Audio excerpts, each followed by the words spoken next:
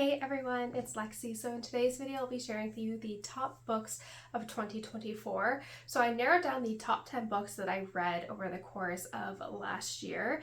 And I would say overall, it was a generally positive reading month. As you'll see with my worst books of 2024 wrap up, there were only a handful that I didn't really enjoy. And most of them were roughly like 2 to 3 stars. So overall I had, I would say, a very positive reading month, and it was really hard to narrow down the last 10, especially getting towards the end. So that is a good sign of a good reading year. So all the books that I compiled on this list, I'm just looking at my little list here, are all over in terms of genre too, which makes it a really fun time to be able to discuss these books. So they're in no particular order, so without further ado, let's get started. First up, I have House of Flame and Shadow by Sarah J. Maas, and this is a book that came out when I was living in Montreal in the beginning part of 2024, and I was so excited for this. I felt very isolated when I was up in Montreal because originally my fiance was going to be there with me, but he started a new job at the end of January and he had to be in California for a little bit.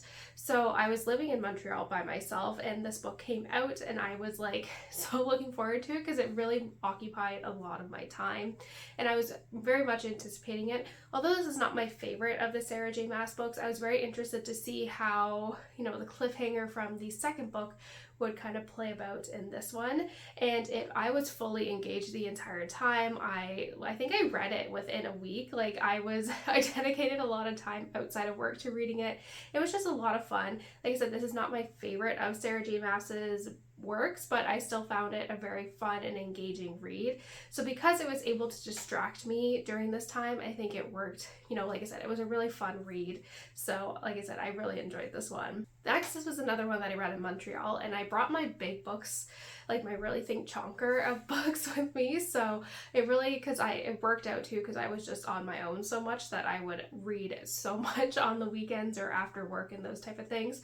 So next up I have Ordinary Monsters, and this is when I was a little hesitant to read because the reviews on Goodreads were really mixed for this one, so I wasn't sure how I would feel about this, but I really enjoyed it. So it takes place in the mid to late 1800s amongst kind of a bunch of different times during this time period, or places during this time period. So it takes place in the United States, we have Japan, we have Edinburgh, all these places, and it takes place in a world where some people have some sort of magical abilities, and we follow these group of children that get recruited to this special school for kids with magical abilities. But while this is going on, there is this darker magic that is being in play, and these children are being hunted by someone who is not really great and a little bit dangerous. So it kind of goes off from there. This one was really fun. I think from what I was gathering after reading this book, because like I said, I really enjoyed it, I was wondering why the reviews were so low. And basically it's because a lot of people were comparing it to Miss Peregrine's Home for Peculiar Children, and I never read that series, so I didn't have anything to compare it to. And like I said, I really enjoyed it. It's actually the second book. I read the second book again this year, so it would be kind of these two books overall. But it was really great. You really fall in love with these characters. I love the setting. There's elements of fantasy, but also a little bit of horror as well, which is always a lot of fun, something a little bit different. So yeah, like I said, I really enjoyed this, and I don't know why the reviews of this were so bad, but I recommend going into it with an open mind, and you might really end up enjoying it.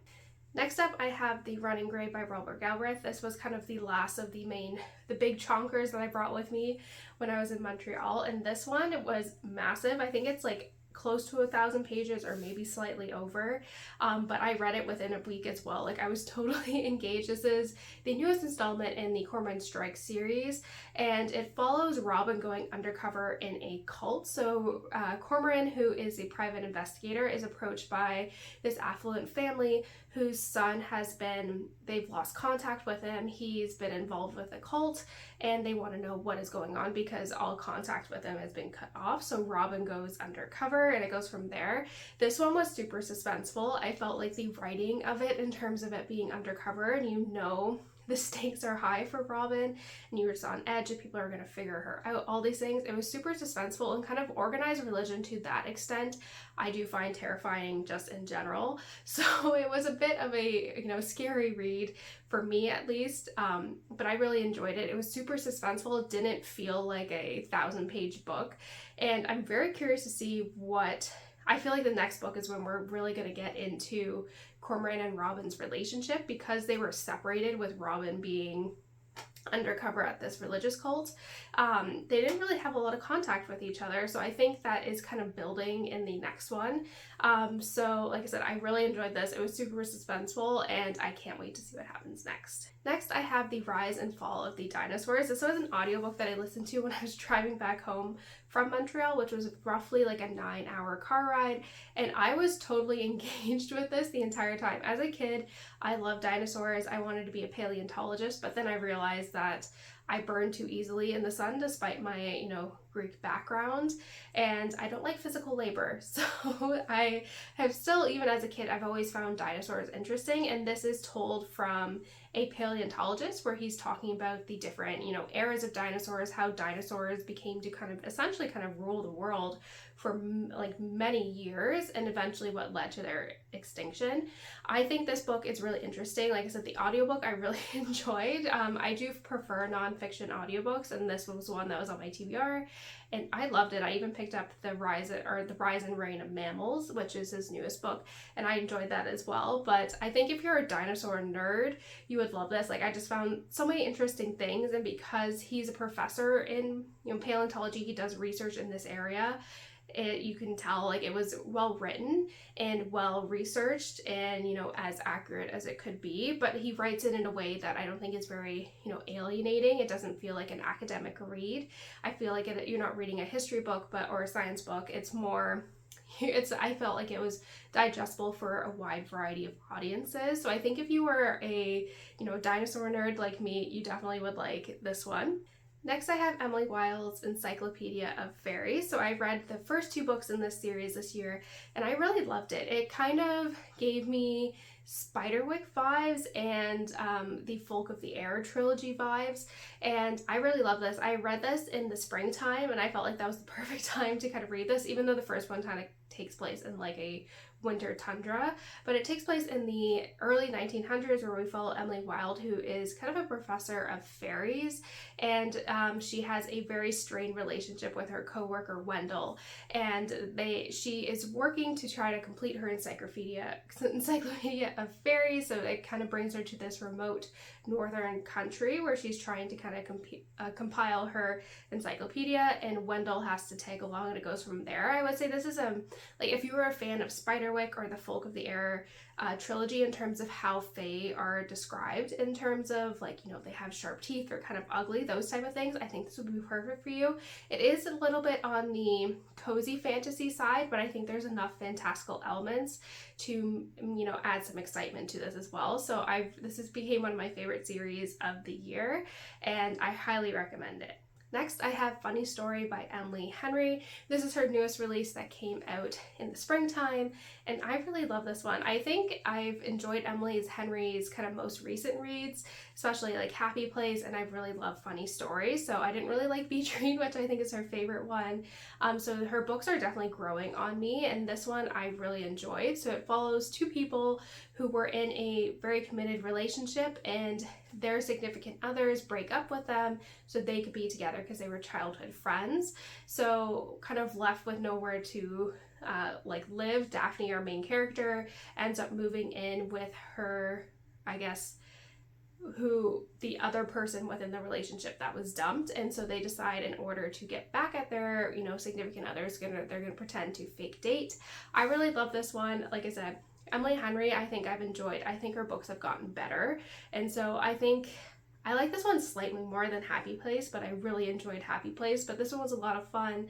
I felt like it was a really organic kind of, you know, starting with the fake dating trope, but I felt like there development of the relationship was really good. I felt like they balanced each other out, and I really enjoyed this. So it was kind of a fun, read to kind of kickstart going into the summer seasons. Next, I have Codename Helene, and this was a historical fiction book that's been on my TBR for a while, and I'm so glad I picked it up. It is, I think I haven't really gotten back into historical fiction recently, and this book really got me into it. And so it's based on a true person who was recruited to kind of go undercover into Nazi occupied France, and so she is basically a spy that is sent in, who's basically airdropped in to help the kind of anti-Nazi resistance, like the French resistance, get access to ammunitions, all these type of things. So it follows her story there, but we also get flashbacks to her, life, where she ends up meeting her husband, and you kind of get the two different storylines of the past and present. I really enjoyed this. I thought this was incredibly well written. The author, you can tell, was really, well researched in terms of making sure that, she included like as accurate as possible. Obviously there is going to be some fictionalization of what is going on, but she tried to stay true to the actual story as possible. And what this woman had to go through was really crazy, and kind of being the only woman amongst men in like this type of environment was really interesting. She really stood her ground, and seeing some of the things that she did or was involved in was really, very fun to read. Like I said, I think this one was really a fantastic read. I think it's on par with, The Nightingale, some of those really popular World War II historical fictions. I think this one, because it is based off of a true story, even makes it that much more compelling and impactful.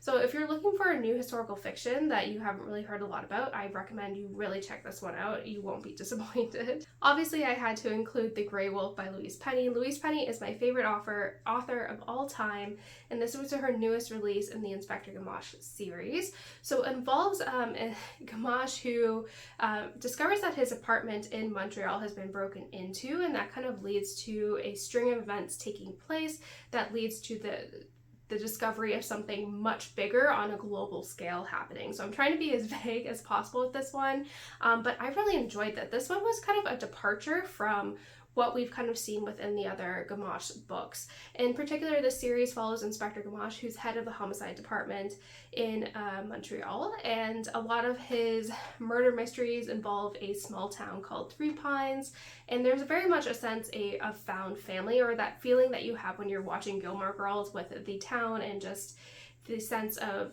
found family. You kind of get this with this book, but this one is definitely building to something bigger, and there is going to be kind of a part 2 that is coming out to this story October of 2025. So you could tell it was written kind of with the plans of it building something bigger, and because this is kind of focusing more on the global scale, you kind of don't get a lot of the other side characters. But despite that, I still was really, enjoying this read. It was super suspenseful.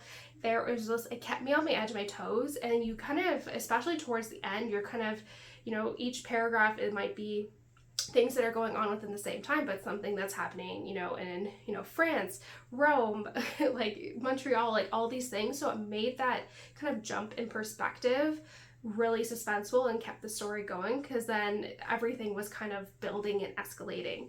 So it was really fun, and it kind of ties in with previous books as well. That's what I really love about this series, is that they're all interconnected. I feel a lot of times with crime series, they're kind of, there are some character developments and like things that kind of progress as the books come out, but there's a lot of overarching narratives within these, 20 plus books or so.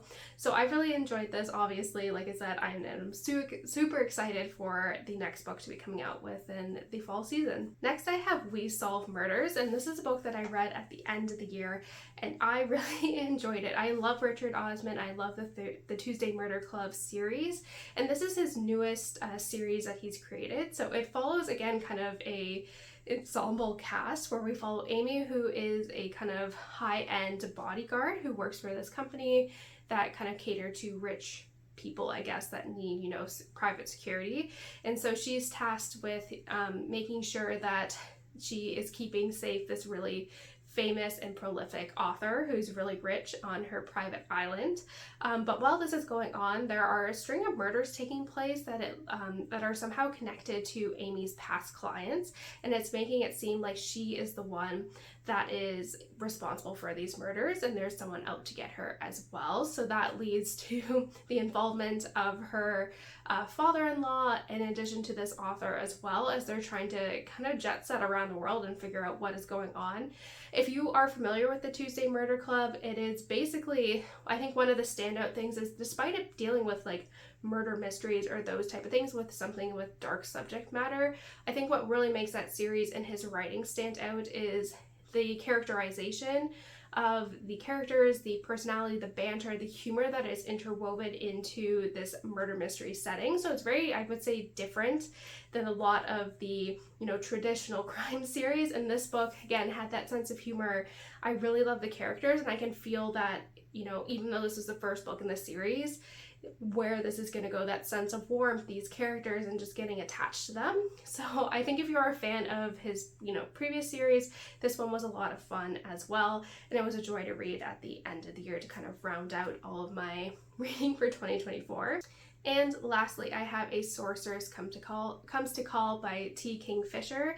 This book I really enjoyed. I've only read Nettle and Bone by her, and my now husband, because I got married towards the end of the year, he's read a lot of all her other books, including her like kind of horror type books, but I've only read Nettle and Bone, and this one just really intrigued me. So it follows this girl whose mother is a witch, and it kind of reminded me a little bit of Ella Enchanted, but her mother is very much convinced with trying to, you know, become rich, marry into a good family, and she forces her daughter into obedience through her magic, where she, you know, has to, you know, say or do things a certain way, where she's forced to do that via magic.